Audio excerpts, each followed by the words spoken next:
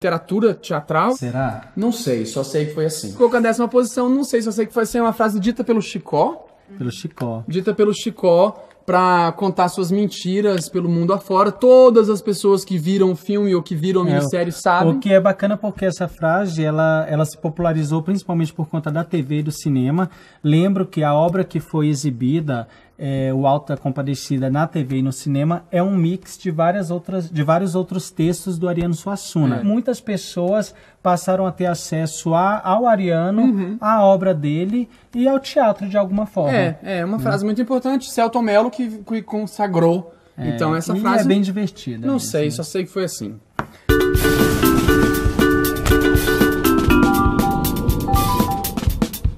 Em 9º lugar ganhou dessa frase, mas não tanto. Está também uma frase que é super, ultra conhecida.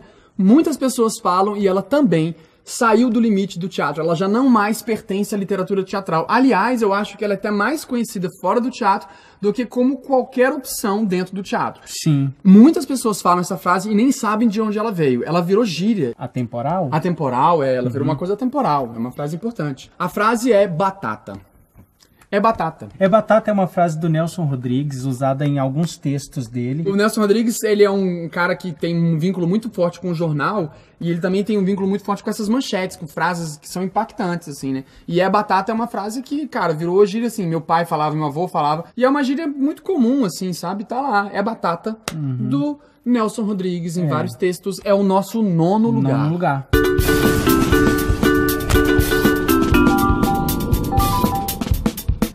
A nossa 8ª posição desse nosso top 10 está com uma peça que é filha de outra peça. E essa peça, ela é como se fosse o casamento entre a Medéia, o Paulo Pontes e o Chico Buarque. Exato. Estamos falando de fato, Gota d'Água, do Chico Buarque. É uma peça de 75 e é a nossa Medéia brasileira. E Gota d'Água conta a história de Joana e Jazão. São amantes, só que em determinado momento, Jazão decide largar Joana para se casar com a filha do produtor dele, do empresário dele.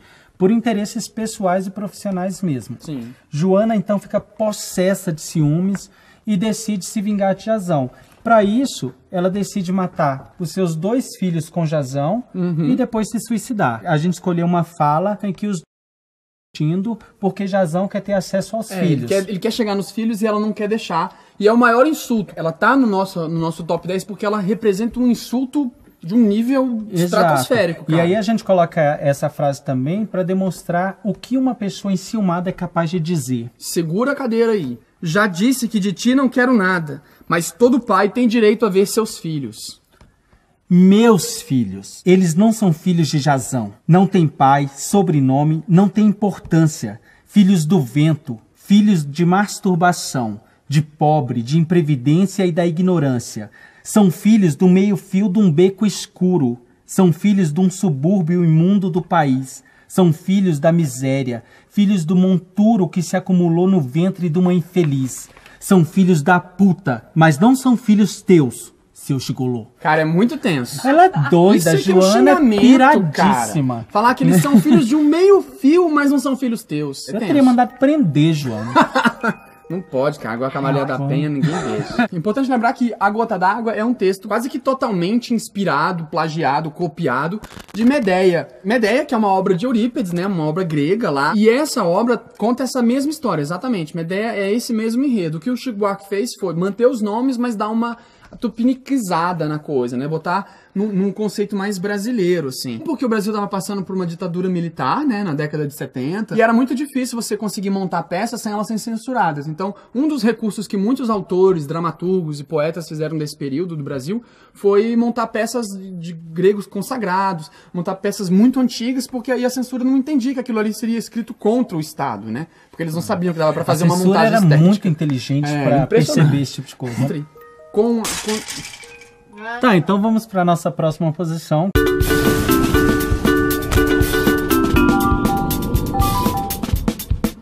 E o nosso 7º lugar do nosso top 10 ficou com uma frase, com uma peça que vai nos ensinar, de fato, o que é comoção popular. Essa frase é emocionante, que mostra o que é o descontentamento da população unido à força de vontade da mudança, muito antes do Alan Moore com V de vingança. Muito antes do que essa história ser contada com o Anonymous, muito antes do Folk ser reproduzido pela Vertigo, que é o selo da DC, o Lope de Vega escreveu um texto chamado Fuente Overruna, que traz no seu cerne a base que vai gerar todas essas histórias que você ouviu falar sobre comoção, anonimato e montante de contra os 25 centavos. Fuente Overruna conta a história de um comendador que vai para um vilarejo, Fuente Overruna, e lá ele começa a mandar e desmandar nas pessoas que moram ali.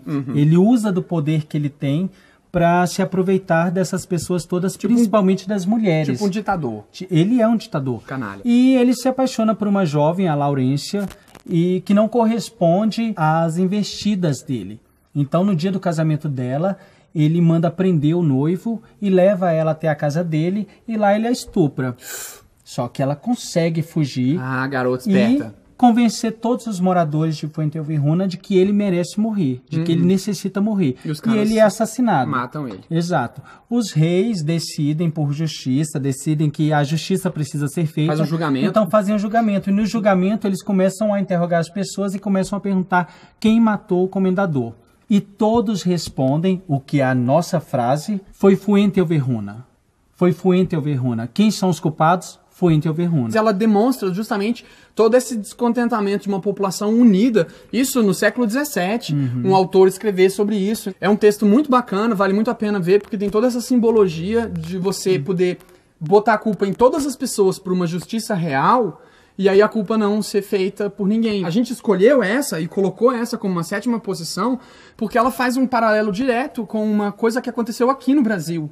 Sim. Aqui em Brasília, em 2006, né? Isso, em 2006, 28 de junho de 2006. Você já ouviu falar daquele fenômeno, a Catedral Rosa? A Catedral Rosa foi um manifesto artístico, plástico, que consistia em chamar a atenção da população para os preconceitos com a homossexualidade. Só que eles resolveram fazer esse manifesto de uma forma muito criativa, que foi tingir a catedral toda de rosa com luz. Não um vandalismo. Exato. Eles chamam até de terrorismo cultural. Na época, em 2006, eu lembro que esse manifesto entrou na internet e as pessoas todas divulgaram e tal, e não tinha quem era o autor. Vou deixar o manifesto aqui pra você e vou deixar um link aqui pra você ver o vídeo. E no final eles escreviam: tornemos a autoria da Catedral Rosa de todos, pois quando perguntarem quem foi, diga que fomos nós, porque assim seremos muito mais. Claro que depois, hoje, se você for procurar, você vai ver que ele já diz quem foi o autor. Inclusive o canal do cara já tem até o porque nome. Hoje é uma coisa interessante. E hoje virou uma moda. Quando tem Outubro Rosa, eles pintam de rosa. Uma coisa é fato, independente...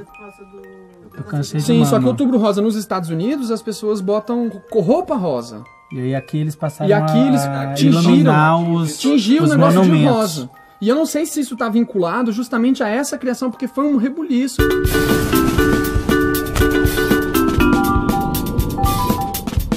A nossa 6ª posição está com o mito grego.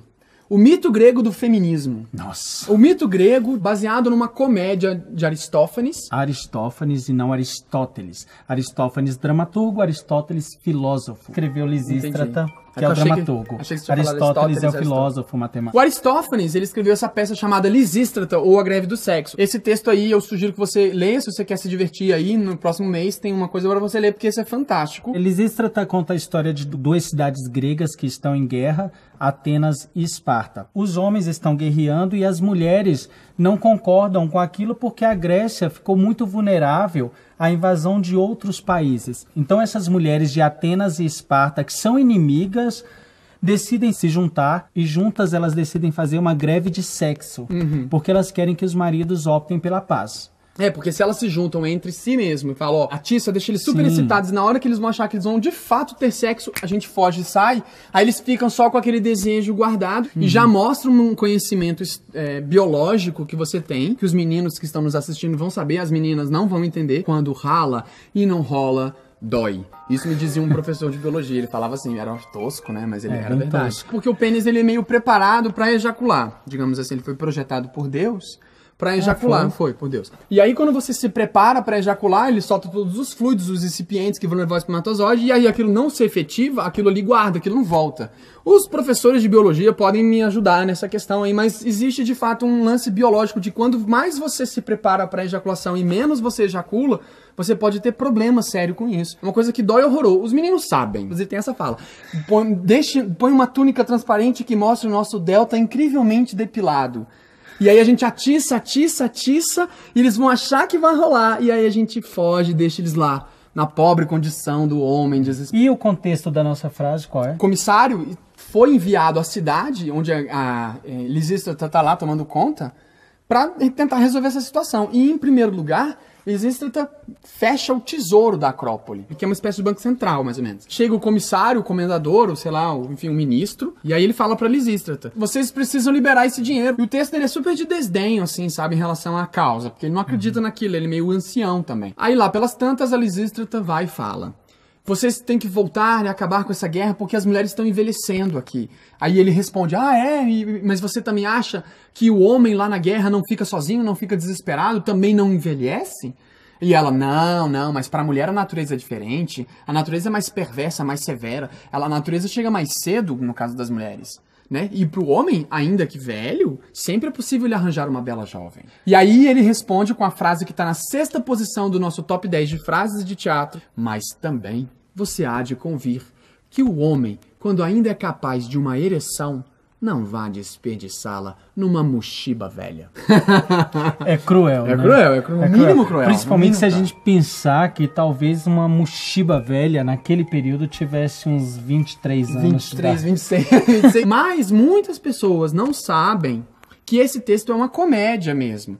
O que significa dizer que as pessoas iam lá para rir do texto, para rir da história. E não para se politizarem. Até porque ele coloca uma mulher falando como se fosse um homem. Talvez seria como a gente assistir hoje o Dr. Dolittle, que você fica vendo os animais falando como se eles fossem gente. E tem também uma coisa que ninguém fala, que é o final do texto. No final do texto, o marido de Lisístrata chega. E aí ela se submete de novo a ele, vira submissa. Todas as montagens de teatro que eu já vi de Lisístrata, elas sempre suprimem o final. Pra justamente não acabar com um fantástico discurso feminista bonito e interessante que tem. E então Lisístrata, mochiba velha, fica na nossa 6ª posição.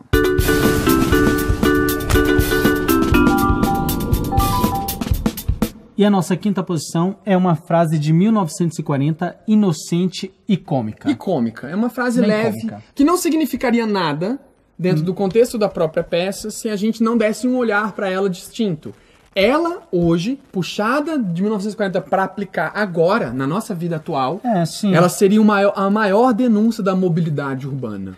Estamos falando da frase de Bertolt Brecht no texto Terror e Miséria do Terceiro Reich, na cena O Espião. Conta a história de uma família na Alemanha nazista, naquele momento em que, naquele estado de pânico, que está dentro de casa num dia de chuva. O patrão da família decide não atender um telefone e pede para que a empregada diga que eles não estão em casa.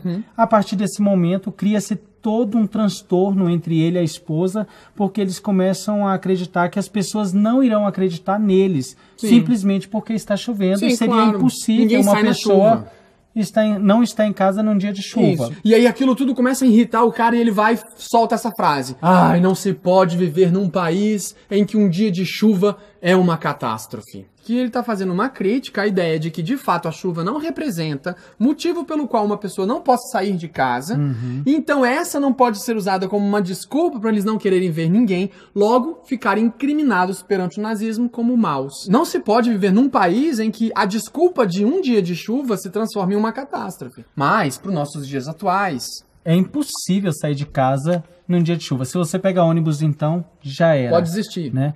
Nem guarda-chuva funciona, eles viram do avesso o tempo todo. E as paradas de ônibus, que são pra cima? E carro, que você tem que ir submerso. Porque ele previu que, de fato, um dia de chuva viraria uma catástrofe. Fica, então, no nosso 5º lugar, Bertolt Brecht.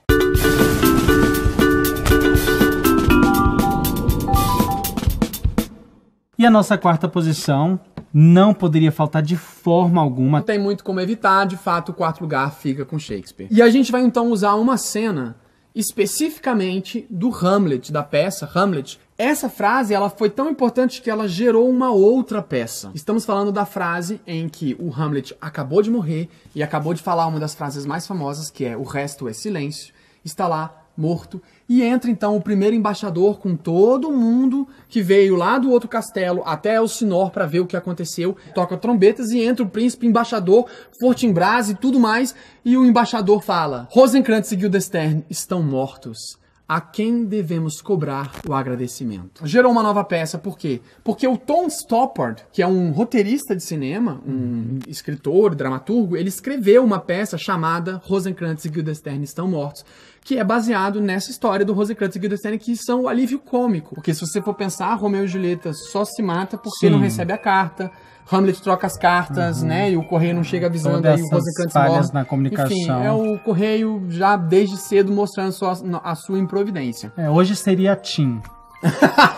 E esse autor, o Tom Stoppard, ele também escreveu um filme que você já ouviu falar e talvez você já tenha visto muito, e que é a melhor referência para quem quer começar a estudar Shakespeare, que é Shakespeare in Love, que é o Shakespeare apaixonado. O roteiro é do Tom Stoppard, que também escreveu o Rosencrantz e Guildenstern estão mortos. Fica então com a nossa quarta posição. Quarta posição.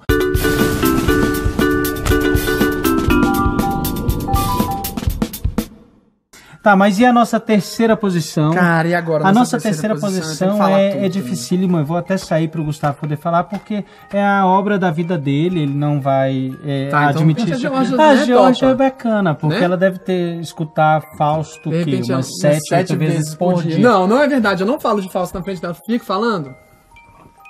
Às vezes, você tem que me policiar. É importante a gente colocar o seguinte. O Fausto é a história medieval alemã, tá? Lá para os idos de 1400, entre o ano 1000 e 1400, existiu também realmente um cara chamado Dr. Faustus, provavelmente, e muitas mitologias são escritas e faladas sobre esse mito alemão, que é um cara que vende a alma pro diabo para conseguir favores. O Marlowe escreveu o primeiro livro, The Tragical History of Dr. Faustus. Muito tempo depois, o Goethe começou a escrever a obra que ele levou mais ou menos uns 35 a 40 anos para escrever ao longo da vida dele, e que conta a história de um cara que faz um pacto com o demônio para conseguir limpar o mundo da peste, né, do mal que acontece. Também ele busca muita sabedoria, conhecimento e mais felicidade.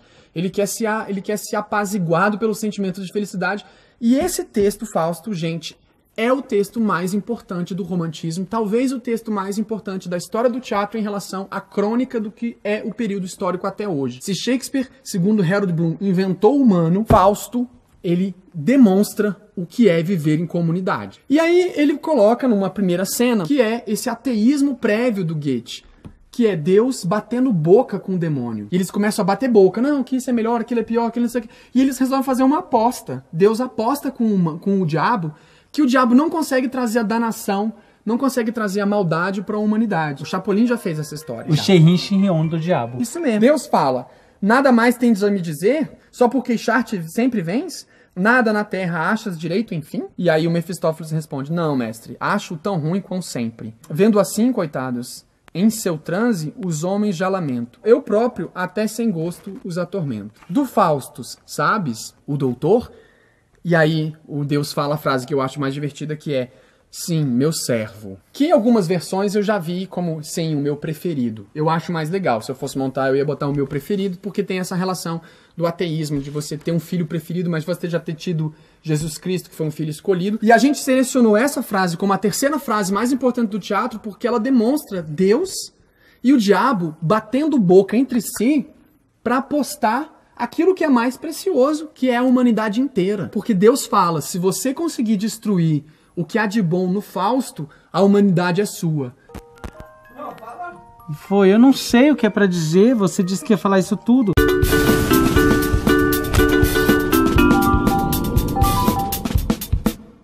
Shakespeare entra como Hamlet de novo, nossa segunda posição, é a segunda frase mais importante da nossa lista. É uma cena em que tá bem no início da peça, o Cláudio, que é o rei, está falando a todo o clero, a toda a população, que ele vai casar com a mãe do Hamlet, e o Hamlet tá super depressivo, pensando: poxa, não é possível que a minha mãe vai casar com o meu tio, sendo que o meu pai acabou de ser enterrado. Ele ainda fala que a comida que foi servida no enterro vai ser requentada para ser usado nas bodas. Vou pegar o texto em inglês, porque é no inglês que aparece de fato essa ideia que eu quero colocar como a segunda frase mais importante importante do teatro. Ah, e eu queria já pedir desculpa, Beto, por isso aqui. O Cláudio responde: But now my cousin Hamlet and my son are little more than kin and less than kind. How is that the clouds still hang on you? Not so, my lord. I am too much in the sun.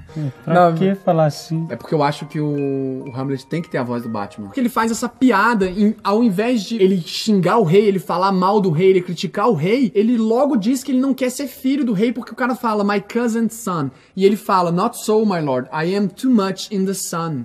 Claro que ele tá se referindo ao sol, mas na verdade tem a mesma tonalidade de filho. Então, assim, é na cara dura, ele fala uma coisa linda, ele manda o rei calar a boca e manda o rei calar a boca na frente de todo mundo, e ninguém pode dizer que ele tá falando mal do rei, porque afinal de contas tá escondido. E essa é a grande frase, porque isso faz o Shakespeare ser tão famoso. Hamlet é um conto medieval sobre um príncipe que tenta vingar a morte do pai, matando o próprio tio. Isso é um conto que todo mundo escreveu. Mas o que Shakespeare pegou essa mitologia e transformou isso num psicologismo, inaugurou um monte de estruturas de pensamento nos pequenos detalhes da informação desse texto. É genial, cara, é genial. É muito bom mesmo. Mas que só funciona no inglês. Só funciona no inglês. Se o Frank Miller pega e resolve fazer um Batman mais violento, quem prefere o Batman do Adam West, que é mais detetive do que sanguinário, fica incomodado. Fala, por que o Batman não pode ser assim? O Batman tem que ser assim, assado. Se você pega o Batman do Christian Bale, o pessoal, ele entra um sanguinário e um rico demais. Enfim, cada um dá uma forma pro que quer do mito. O mito existe, as pessoas fazem o que querem com ele. É o mito do príncipe da Dinamarca, de Elsinore. Fica então com a nossa segunda posição.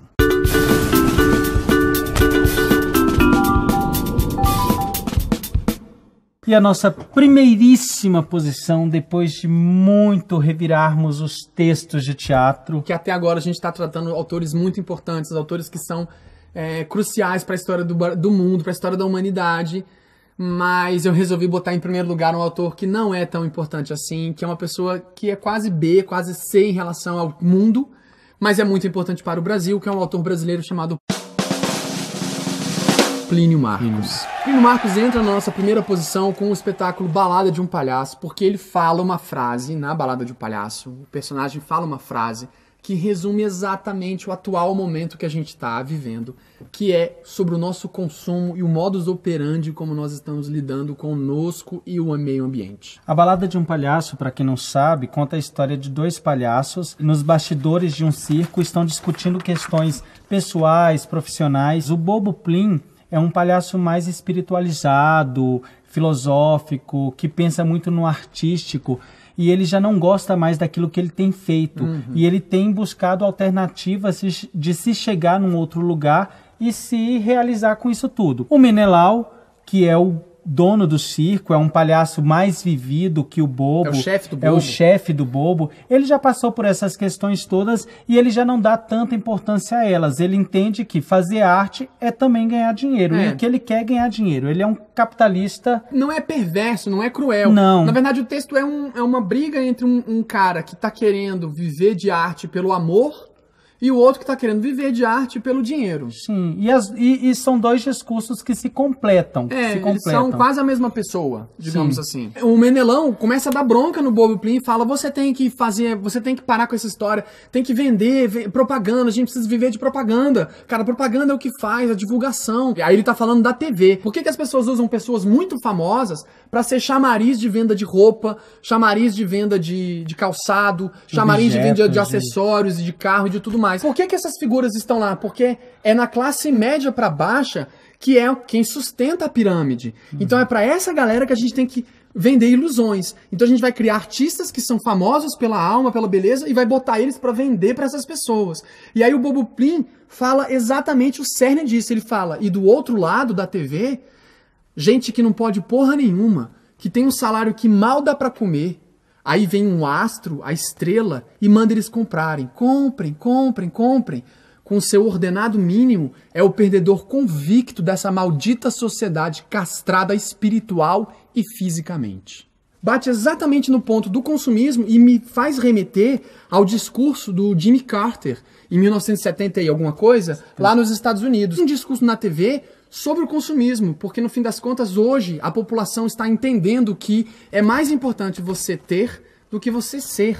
É mais importante você ter títulos. É mais importante você ter e ter e ter e ter e ter e só ter.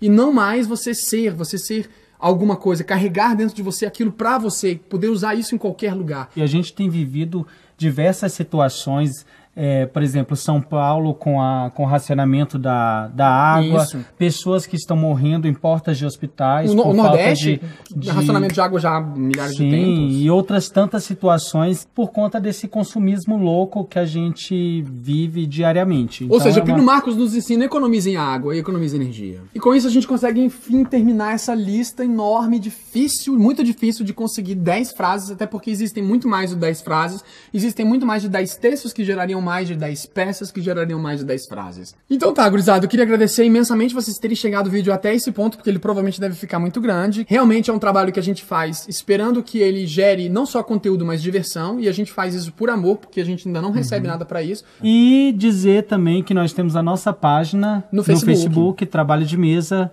Entrem lá, curtam. Clica aqui embaixo se você gostou, clica em cima pra você se inscrever no canal e receber as atualizações. Muito obrigado a todos e Semana que vem, um novo vídeo sobre teatro. até mais. Até mais.